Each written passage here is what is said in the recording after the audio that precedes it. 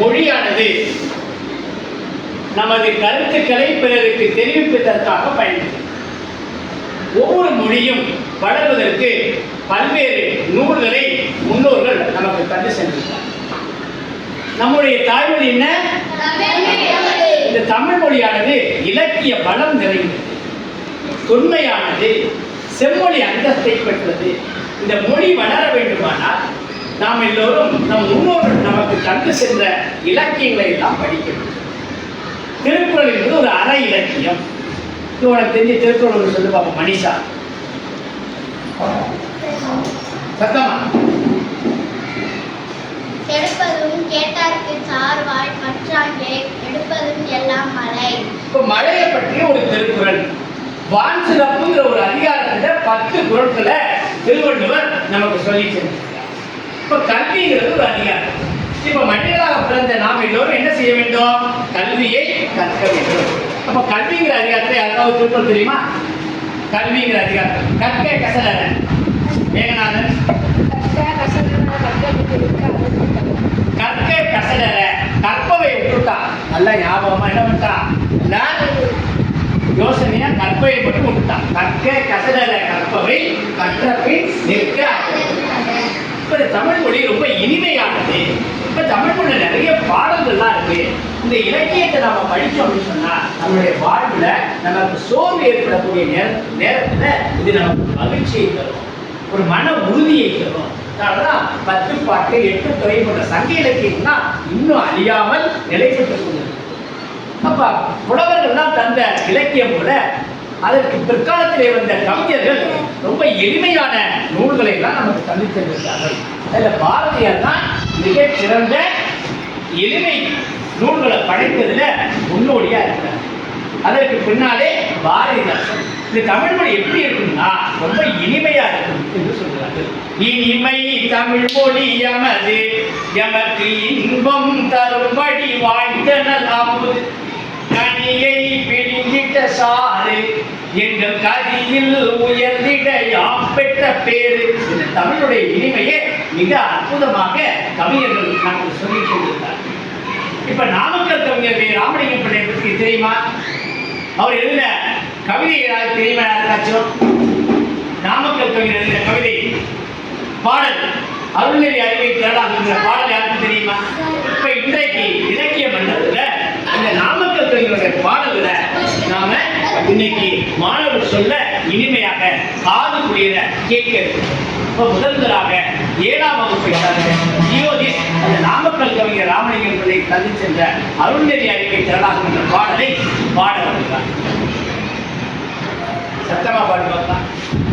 அருள்நெறி அறிவை தரலாகும் அதுவே தமிழன் குரலாகும் பொருள் பெற யாரையும் புகழாது போற்றாதாரையும் நிகழாது கொள்ளாதிரதம் குறியாக கொள்கை பொய்யாய் நெறியாக எல்லா மனிதரும் இன்புறமே என்றும் சிறிதும் அன்பரமே அன்பும் வரமும் ஊக்கிவிடும் அச்சம் என்பதை போக்கிவிடும் இன்பம் போற்றியாம் எங்கள் தமிழரும் தேர்மொழியாம். நாமக்கல் கவிஞர் வே. ராமலிங்கம். நன்றி. மிக அற்புதமாக அந்த நாமக்கல் கவிஞர் சொல்ல இன்பம் பொழிகிற வானொலி என்று தமிழை பற்றி குறிப்பிட்ட அந்த கவிதையை பாடிய ஜியோதிஷுக்கு பாராட்டுகள். நாமளும் இந்த நாமக்கல் கவிஞர் என்ன பண்ணாருன்னா காந்திய கவிஞர் என்று அழைக்கப்படுகிறார். இவர் ஒரு மனிதனை பாடல நமக்கு தந்து சென்றிருக்கிறார். அது சுதந்திர போராட்டத்தின் போது மிகுந்த ஒரு எழுச்சியை தூண்டிய பாடல். கத்தியின்றி ரத்தமின்றி யுத்தம் ஒன்று வருகிறது, கத்தியின்றி ரத்தமின்றி யுத்தம் ஒன்று வருகிறது, சத்தியத்தின் நித்தியத்தை நம்பும் யாரும் சேருவீர், கண்டதில்லை கேட்டதில்லை சண்டை இந்த மாதிரி, பண்டு செய்த புண்ணியம் தான் பார்த்ததே இது படித்திட.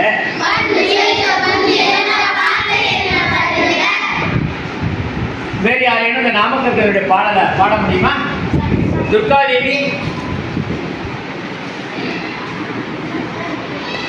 சொல்லுப்பா பாட்ட.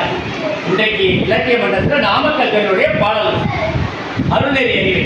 அருள்நெறி அறிவை தரலாகும் அதுவே தமிழன் குரலாகும். பொறுப்பையாரை புகழாது போற்றாதாரை மிகழாது.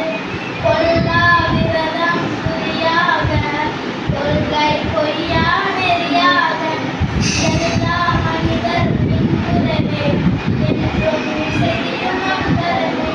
அன்பும் மரபும் மூக்கிவிடும் அச்சம் என்பதை போக்கிவிடும் இன்பம் பொழிகிற வானொலியாம் எங்கள் தமிழன் தேனொழியாம் நான்கு தமிழினம். பரவாயில்ல, எல்லா பசங்களுக்கும் நாமக்கல் தூவியல் பாடலை இந்த வாரம் இலக்கிய மன்றத்துல சொல்ல வேண்டும் என்று சொல்லியிருக்கீங்க. மிக அற்புதமாக அந்த பாடலை மகிழ்ச்சியோடு பாடியிருக்கிறீர்கள். உங்களுக்கு நன்றி. அடுத்த இலக்கிய மன்ற கூட்டத்திலே கல்விக்கண் திறந்த காமராஜரை பற்றி ஒரு பேச்சு போட்டி நிகழ இருக்கிறது. எனவே நீங்கள் எல்லோரும் அதற்கு தயார் செய்து வர வேண்டும். செஞ்சிடலாமா?